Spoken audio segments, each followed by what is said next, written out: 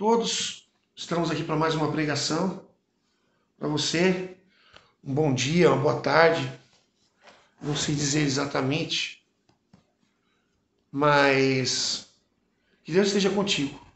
Uma boa noite também, né? Que a bênção de Deus esteja em nossos corações. Deus quer falar ao nosso ouvido hoje.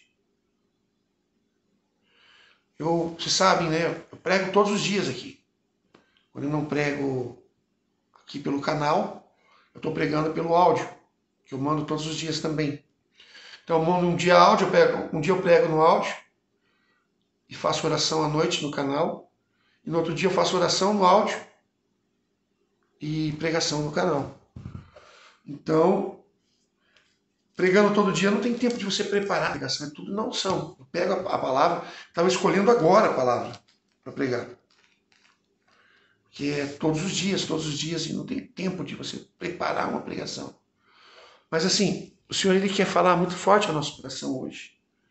É uma palavra até grande. 1 Coríntios capítulo 1, do 17 ao 31. Quase 20 versículos, né? Vamos ver o que Deus quer falar conosco.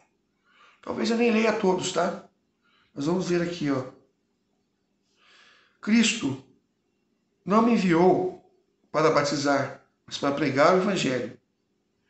É isso sem recorrer à habilidade da arte oratória, para que não se desvirtue da cruz de Cristo. A linguagem da cruz é loucura para os que se perdem, mas para nós, os que foram salvos, para nós é uma força divina. Está escrito: destruirás a sabedoria dos sábios e anularei a prudência dos prudentes. Isaías 29, 14. Onde está o sábio? Onde está o erudito? Onde o argumentador desse mundo? Acaso não declarou Deus por loucura a sabedoria deste mundo? Já que o mundo, com a sua sabedoria, não o reconheceu. Deus, na sabedoria divina, aprove a Deus salvar os que creem pela loucura de sua mensagem. Os judeus pedem milagre, os gregos reclamam a sabedoria, mas nós pregamos Cristo crucificado, escândalo para os judeus, mas loucuras para os pagãos. Mas para os eleitos, que eram judeus, que eram pagãos, força de Deus e sabedoria de Deus. Pois a loucura de Deus é mais sábia do que os homens, e a fraqueza de Deus é mais forte do que os homens. Vê depois o vosso grupo de eleitos. Vamos ficar até aqui ao versículo 25. Certo? Irmãos, o Senhor ele está nos colocando, né, esta questão da sabedoria, e principalmente da cruz. E verdadeiramente aos olhos humanos, a cruz é loucura. Porque Jesus morreu. Aos olhos humanos, Jesus foi derrotado. Mas aos olhos daqueles que ressuscitaram com Cristo da cruz, nós vemos o Cristo ressuscitado. E nós entendemos, sim, a grandeza da cruz. De um homem que passou pela vida carnal e venceu todos os pecados. E venceu. Sendo assim, mas mesmo se vencendo, ele precisou ser sacrificado. Como foi, né? Como lá nas leis de Levítico que falava, né? Quando você cometeu um pecado, que você mate um cordeiro. E São João Batista, na presença de Jesus, quando ele foi ser batizado, João Batista diz: eis o Cordeiro de Deus, aquele que tira o pecado do mundo. Interessante. O Cordeiro de Deus que tira o pecado do mundo. O Cordeiro tirava o pecado das pessoas. Lá na lei de Levítico é assim. Quando você pecava, você matava um cordeiro em sacrifício, em holocausto agradável a Deus. E foi assim o sacrifício de Abraão, quando Deus pediu o seu filho Isaque. E Abraão foi sacrificar seu filho, mas Deus, mediante ao seu amor, mediante a sua entrega, ele falou, não, ali tem um cordeiro, sacrifica aquele cordeiro. E em Levítico diz que o cordeiro tem que ser o melhor cordeiro do rebanho, sem mancha. Jesus é o melhor cordeiro do rebanho e sem mancha, porque ele não pecou. Sendo assim, irmãos, esta palavra mostra o poder da cruz. Que nós possamos entender o poder da cruz. Como é importante para nós estarmos diante da cruz. Porque lá em Isaías 53 diz, em verdade ele tomou sobre si as nossas dores. O castigo que pesava sobre a humanidade estava sobre ele, como uma ovelha conduzida ao matadouro, ele não abriu a boca. Se nós entendêssemos os mistérios da cruz, o mistério que fala que diante da cruz ele levou as nossas dores, as nossas enfermidades. Naquele momento da crucificação, Jesus carregava uma humanidade inteira nas costas. Quando eu digo uma humanidade inteira, não era a humanidade daquela época. Não era a humanidade antes de Jesus, desde Adão até Jesus. Não era somente essa humanidade. Não era somente a humanidade que estava na época de Jesus. Não era a humanidade que veio depois de Jesus. Não é a humanidade de hoje, somente. Não é a humanidade que ainda há de vir no futuro. São todas essas pessoas que já existiram, que existem e vão existir. Todos os pecados sobre as costas de Jesus. O peso que Jesus carregou, do meu, do seu e de toda a humanidade. Isso mostra a força da cruz para nós cristãos. Porque Jesus, ele seguiu em frente, ele caminhou com esse peso nas costas. Por mim e por você. Ele sabia que não ia ser fácil. E quando ele fala, Pai, por que me abandonaste? Porque até a solidão ele sentiu naquele momento. Porque era necessário, porque era preciso. Não é porque Deus Pai era um Deus sanguinário que ia afastar do seu filho naquele momento mais... Às vezes até dói no coração do pai. Eu imagino se fosse minha filha. Dói. Mas às vezes é necessário que o filho passe por algumas situações. Jesus passou.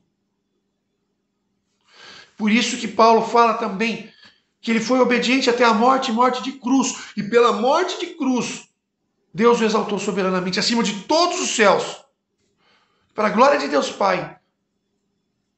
Que todo joelho se dobre no céu, na terra e nos infernos. E toda língua proclame para a glória de Deus Pai que Jesus Cristo é o Senhor.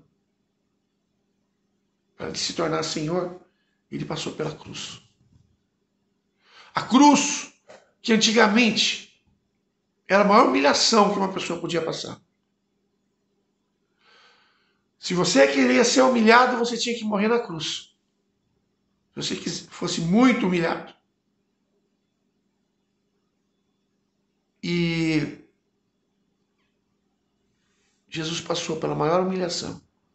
E dessa humilhação ele se transformou em vitória. Hoje, a própria palavra aqui que nós acabamos de ler diz: a cruz é vitória para nós cristãos. Mas era um instrumento de sofrimento, de humilhação. Jesus passou pela humilhação e venceu. Sendo ele vencendo a humilhação, ele vencendo a cruz se torna a vitória. Se torna o símbolo de Cristo. Era necessário. Mas quem não é do nosso meio, e olha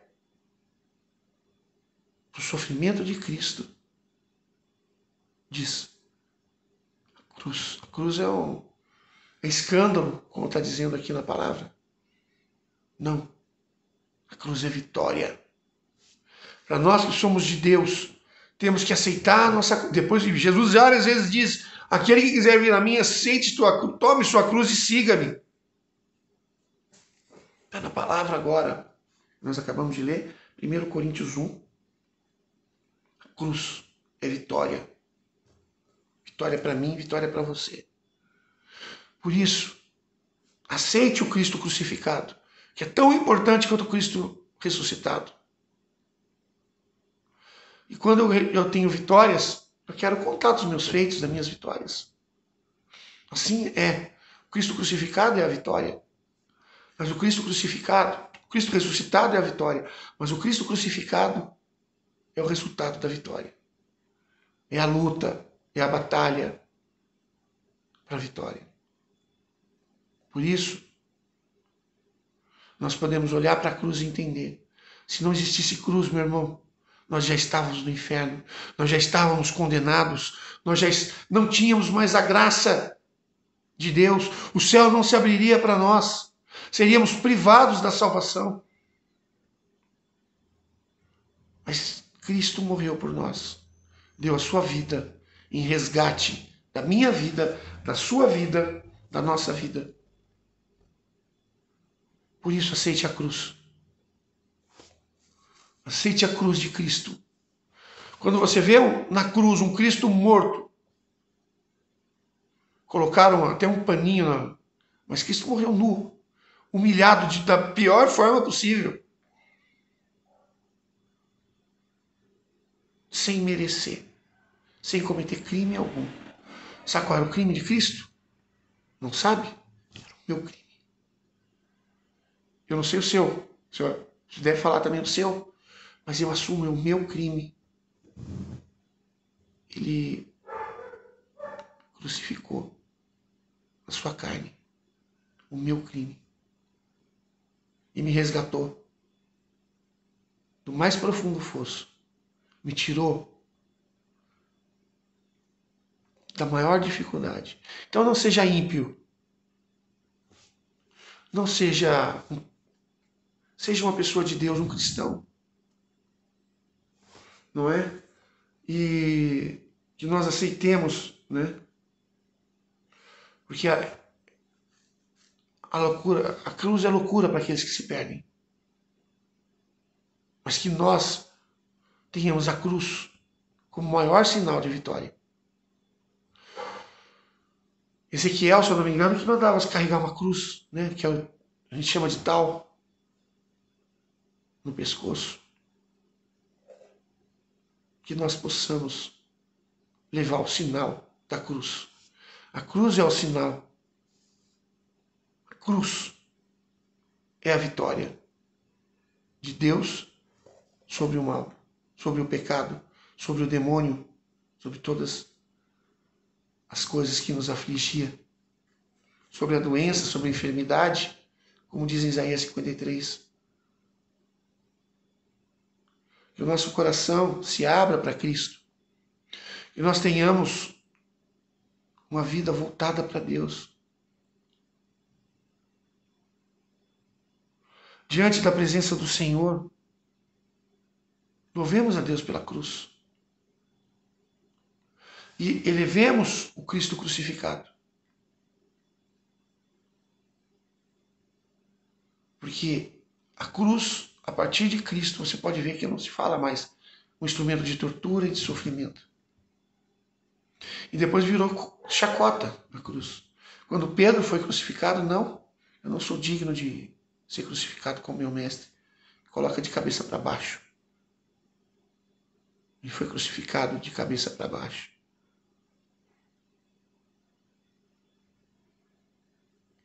Que nós tenhamos a grande sabedoria do que é a cruz.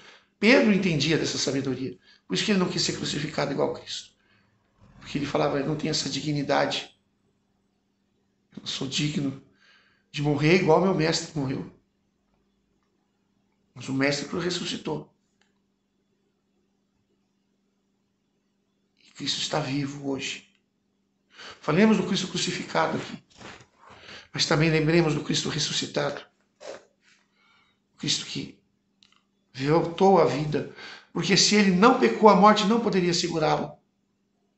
Porque a causa que nos faz morrer de carne é o pecado.